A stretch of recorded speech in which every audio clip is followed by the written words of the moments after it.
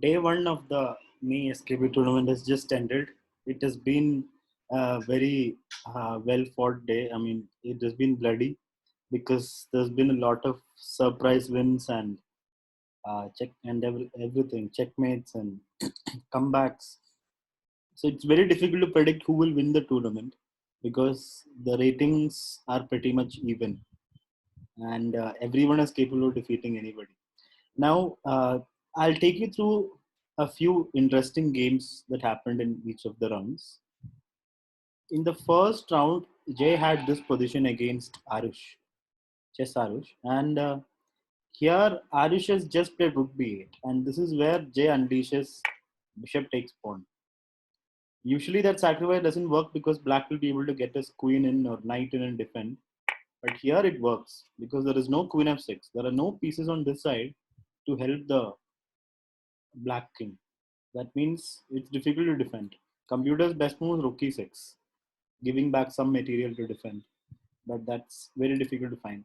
And here, Aru should have exchanged of that bishop, probably in this position, but he didn't, and then this happened. And now knight g5 and queen h7 is a big threat, unstoppable mate. Knight e2 is just a check, and then queen h7, queen h8, Jay won the game. In the second round, Asmi was facing Srijan. Srijan was black. Srijan has just played rook d8. Asmi played a little carelessly here and she played queen d2, hinting at this sacrifice that Jay played to win the first round. But then she overlooked this threat and there goes the pawn. So Srijan took a pawn and calmly went away. He just went back and the game went on. Asmi got back, almost got back the pawn, bishop back, bishop out, queen f3, e4, a very strong move by Srijan. Takes, queen moves, queen d7, allowing queen d1, queen f5, I mean rook d1, queen f5, rook c1. So Srijan is taking control of the game, forcing Asmi to defend. Knight d5, another piece comes in, Asmi exchanges. Now g2 is hanging and f3. Bishop goes back, bishop c7. So Asmi gets back the pawn, takes, rook c8, bishop goes back, knight d4. And here again, Asmi misses a discord attack or a pin. So here it's a discord attack. She misses that there is a threat over here. And oh wait, there's no threat right now, is it? Wait a minute. Yeah, there is no threat right now because knight f3, there is knight takes back. So it's all fine now. But then Srijan calmly plays rook d8. Now he is threatening knight f3. But Asmi is not aware of it. Again, she is unaware of the rook threatening. Even in the first pawn, she did not see the threat of the rook. Here again, rook has come, but she is not sensing the danger. And there goes another pawn. Now, Srijan is up a pawn, takes back, queen takes, rook takes. It's a good position, but is it opposite colored bishops? So Srijan is keeping the extra pawn. Bishop moves, g2 is hanging. So rook f2, we go to a pure bishop endgame. This endgame is considered drawish, but black king has come very active. Now this is supposed to be winning. How did Srijan continue? King f3, a very nice move. Basically, if it goes to the pawn in game, then it's a loss for Asmi. These pawns will promote way faster. So this was a good move, forcing Asmi to go back to defend the g3 pawn. And now this is where Srijan had to stand ground, hold his ground, and play c4. Once you play c4, white is basically out of moves. White has only pawn moves, and pawn moves will run out. Pawn moves will not lead anywhere. And now white has to make some move and then g2 would fall. If you don't play g4 and if you play h4, just h5. And anyway g2 would fall because king has to move back. Now king has to move back and now king comes in, I believe. King e3. Oh, this would still be a draw. Bishop d2. King f2, bishop e1. Yeah. Opposite bishops very difficult to win. Let's see what the engine says. Engine says this position is winning. Let's see what is the line. Bishop d2. No, sorry, not bishop. Oh, bishop d2. Why is after? Let's go back. This was the position, right? Here, what is the best line for black? Bishop g6. Oh, going after this pawn. That is the plan. So then white wouldn't play a4, right? Let the pawn stay there. Let's say direct h4. Now how to win? Now black also makes a waiting move. Let's say h5. White plays king d1. Is this position winning? Let's see. Bishop g6. No, this is drawish. This is drawish. So it was very difficult to win, and Srijan could not find a way. He played. So after this position, king f3, bishop back. We tried to play a few moves, but then it just petered out to a draw because of opposite color bishops. Takes, and they agreed to a draw. Let's go to the third round. Third round, we had an interesting game by Anand against Adrit. It was all fine for Adrit until he went pawn grabbing on b2. Here, he had a simple win. Advay that knight takes e4, right? Winning a pawn with a good position. But he went queen b2. And queen b2 was not a great idea because rook, okay, he played rook f1, but was there any better move? Was bishop h6 possible? No, rook is hanging. So maybe rook f1 then. Let's see what the engine is saying. Yeah, rook f1. He played rook f1, b5, but b5 is a mistake because of rook b1. And now pawn falls, knight e5. This is where Anand takes a chance and converts it. c3, queen d6, and now direct d4. That's it. And the knight is gone.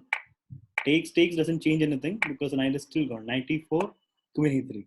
And now both knights are hanging. So Anand converted very nicely here with bishop takes, pawn moves, bishop back, rook c1, knight takes. Knight takes, now rook c5 comes. No? Bishop e4, yeah, bishop e4, winning more material. Knight takes, rook takes, rook takes. So he's basically up a full bishop and then wins this pawn. Rook c3, queen a2, a3, queen c2, queen d3, back. Okay, he keeps the and this is where Advait lost everything. Rook is gone. Now the fight is over, and he won with a nice checkmate. Now comes this tragic stalemate by Samarth. Samarth is completely winning. He's up a full rook. All he has to do is get his king up, or get his king up here, or give a check and then get the king up. But then he plays rook g1 check, which is fine. Now he has to move his rook because he played king g7 and it ended in a draw, stalemate. So he just played too fast. How fast did he play it? He played in 3 seconds.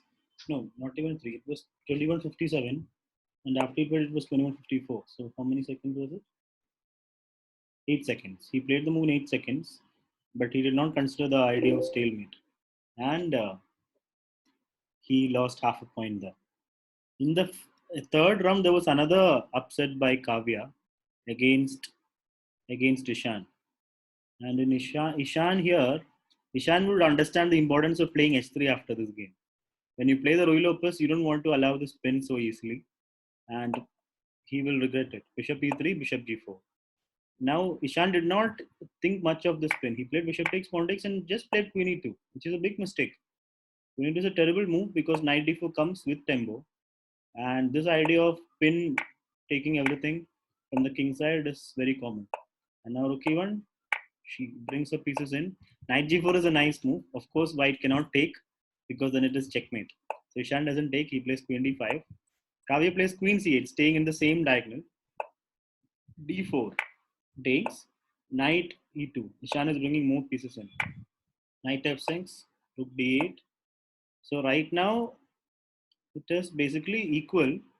Just that king side is a little broken for Ishan. So Kavya did not convert it that well. Knight takes e4. What was that about? But why didn't he just take it? Why didn't Ishan just take the piece? He could have just taken the piece, right? What was Kavya's idea? I did not get it. Just rook e4 and then rook g4. But that gives him time to defend. But he played queen g6. Shock effect. But then bishop e6. Takes. Queen moves. Now rook g6 wins, no? Rook g6 is game over, right? Why didn't she play it? Oh my god, she did not see rook g6. Just rook g6 and queen gone. Missed it. Knight f6, queen back. Knight d5. Now rook g6, but now there is knight g3. Now knight f4, queen moves. Knight h3 is just a check.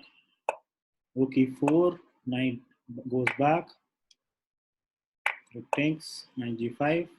Now Kavya is still again coming back. It was a blunder by Ishan. Ishan just blunders a piece. Queen takes f5. This was totally unnecessary. He should have just defended f3, right? Knight f5, queen takes, and then f4 back. Just queen e4, and then that's it. No, queen e4. Oh, there's no queen e4. Sorry. So rook moves. Now queen e4, queen. Rook moves, queen c6, king pawn f3, rook g5, rook e5, takes, queen f6, queen g6, stopping the win, knight d3, and it's a fork. Queen d4, takes, queen a6. It's very passive move, but it's attacking f1. Okay, he defends it. Queen c1, queen e2, bring the queen, okay. Pawn b4, and now takes, queen f3. Just about bring the rook in the game, but she's going for rook a8. Too passive. This is too passive from Kavya. She can just bring the rook in and play rook e2 and win, but she's playing it safe. Queen moves, queen check, pawn c5, takes. Queen moves back, too passive, but passive is enough here. She's up a rook. And then queen f6, and he lost. And checkmate. So it was a very eventful day one. And after day one, we have how many people? Six people. I mean, five players on 3 points out of three. Anant, Kavya, Nandita, Siddhant, and Niranjan. So one of them will be champion tomorrow.